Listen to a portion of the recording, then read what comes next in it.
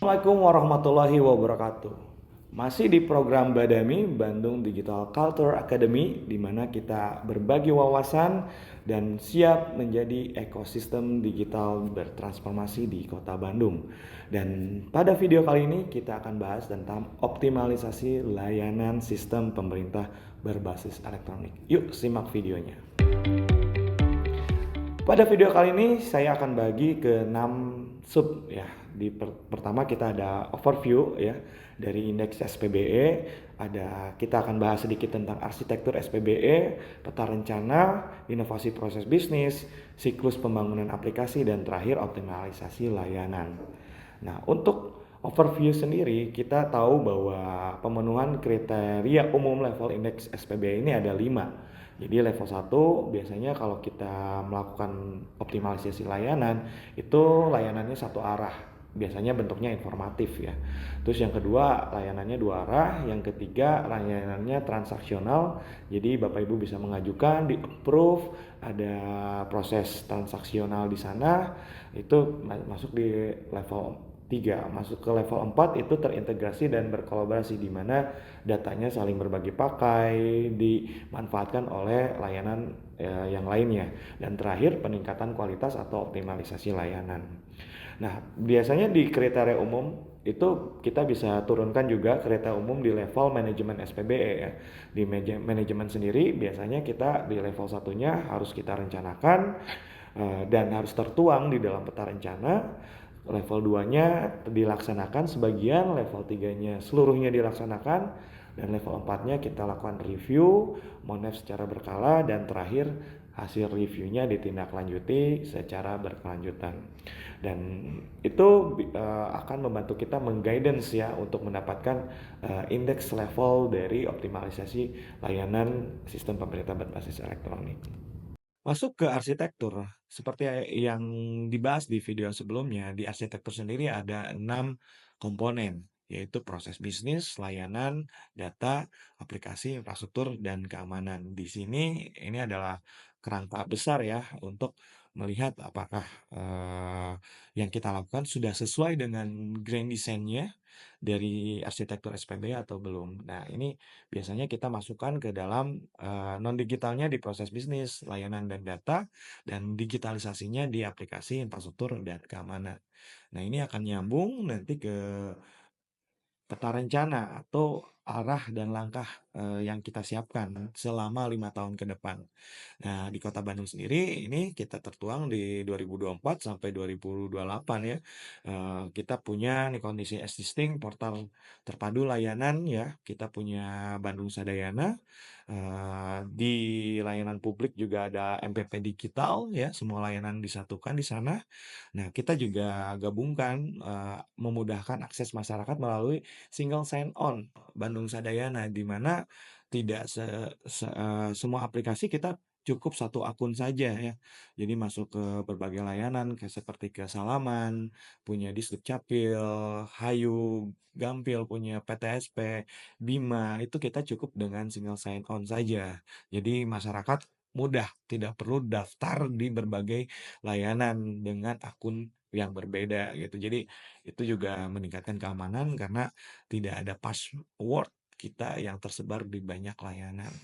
Nah, kondisi to be-nya tentunya harapannya di tahun 2025 kita bisa mengintegrasikan banyak layanan lagi, baik di layanan publik maupun administrasi, terus juga mungkin nanti lebih ke transaksional yang lebih mobile seperti layanan transportasi, kesehatan yang banyak sekali dilakukan oleh masyarakat. Terus juga nanti kita akan optimalisasi layanan dengan meng-engage ya banyak masyarakat ke dalam ekosistem dan juga industri ya, mungkin startup segala macam itu bisa join untuk membangun kolaborasi layanan publik di Kota Bandung.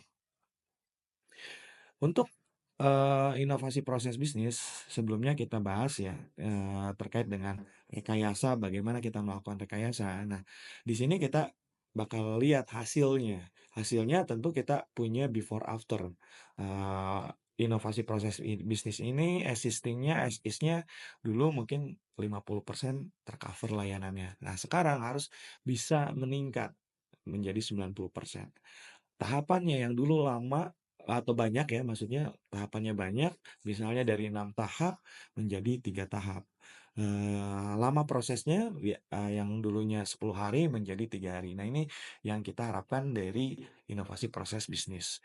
Tentunya ini akan menjadi optimal di sisi layanan karena secara layanan lebih terukur ya dengan inovasi proses bisnis ini. Nah, untuk pembangunan aplikasi sendiri, kita memang harus merefer ke dalam standarisasi dan aturan yang kita bangun. Ada siklus pembangunan aplikasi. Bapak Ibu yang membangun aplikasi, tentu kita harus bikin dulu kajian kebutuhannya seperti apa. Di awal kita lakukan perencanaan, kita merancang bangun aplikasinya, baru kita implementasikan. Di dalamnya juga tentunya akan ada pengujian, kelayakan, baik UIT-nya, terus juga dari testing fungsional dan non-fungsionalnya, bahkan dari sisi keamanannya, itu juga kita lakukan testing. Selanjutnya masuk ke pemeliharaan dan evaluasi secara berkala. Jadi Bapak Ibu nanti bisa men-tracking versi dari aplikasinya, versi 1, 2, 3, sampai selanjutnya.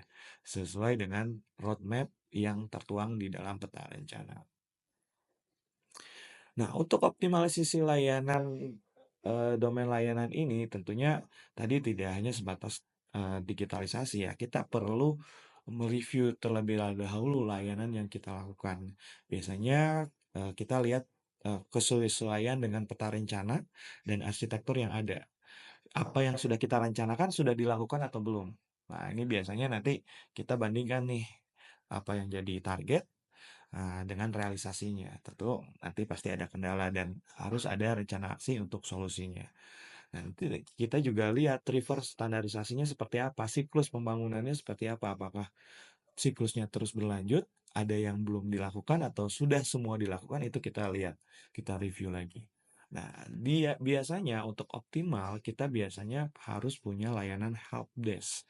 Layanan helpdesk ini kita bangun tentunya tidak hanya sebatas sistemnya, tapi juga SDM-nya. SDM-nya kita sediakan dari mulai surat perintahnya, mungkin orang-orangnya siapa aja. Terus kita juga bangun SOP-nya seperti apa, layak lama helpdesk-nya seperti apa, biar jelas siapa melakukan apanya, dituangkan dalam kebijakan, dan kanal layanan aduannya. Mungkin kalau sistem dalam bentuk web, itu bisa dibangun dalam bentuk web, bisa juga dibangun dalam bentuk media sosial seperti nomor WhatsApp atau melalui Instagram, itu bisa saja dilakukan. Dan siapa melakukan apa di dalam sistem helpdesk ini tentunya harus jelas. Karena setiap layanan aduan ini harus ada yang melakukan ya, standby atau siap menjawab berbagai aduan dari pengguna layanan. Nah, yang ketiga kita harus melakukan survei kepuasan karena tentunya penggunaan layanan yang optimal itu harus dilakukan feedback dari pengguna layanan. Jadi hasil survei ini sangat penting di mana nanti akan ada rating ya dari setiap layanan yang kita lakukan. Terus juga kita bisa menghitung jumlah kinerja dari aplikasi yang kita bangun. Berapa sih jumlah view-nya, berapa sih jumlah penggunanya, itu bisa kita jadikan bahan untuk review dan optimalisasi layanan. Yang keempat yaitu keamanan dan audit, di mana tentu dengan layanan digital kita harus lakukan uji pen testing dan audit SPBE.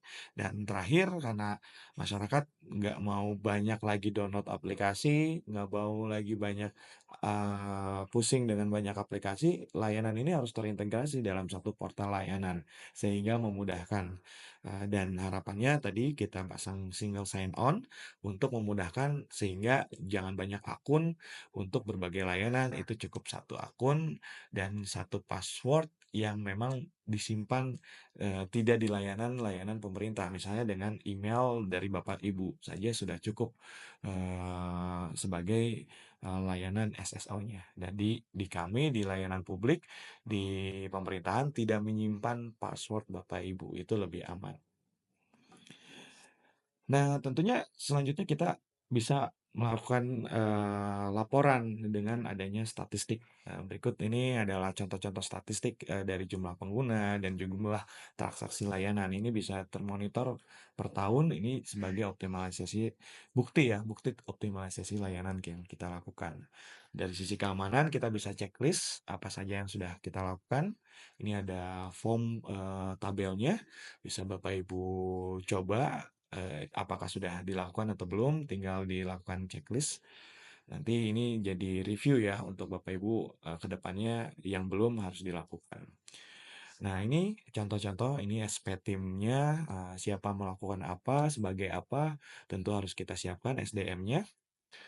Dan terakhir, ini ada testimoni dan survei pengguna kepuasan dari pengguna ya. Berapa ratingnya, ngasih masukan apa, feedback apa, itu bisa kita tindak lanjuti. Jadi saran dan masukannya ini sangat penting untuk pengembangan berkelanjutan. Nah, ini contoh portal terpadu di layanan publik di MPP digital dan penerapan single sign-on yang telah Kota Bandung lakukan. Mudah-mudahan aplikasi yang dibangun Bapak Ibu di perangkat daerah yang belum menerapkan single sign-on, silakan hubungi Diskominfo untuk menempelkan single sign-on Bandung Sadayana. Dan terakhir dari optimalisasi layanan ini tentu harapan kita adalah menciptakan kemudahan dan kemudahan itu harus terima kasih. Wassalamualaikum warahmatullahi wabarakatuh.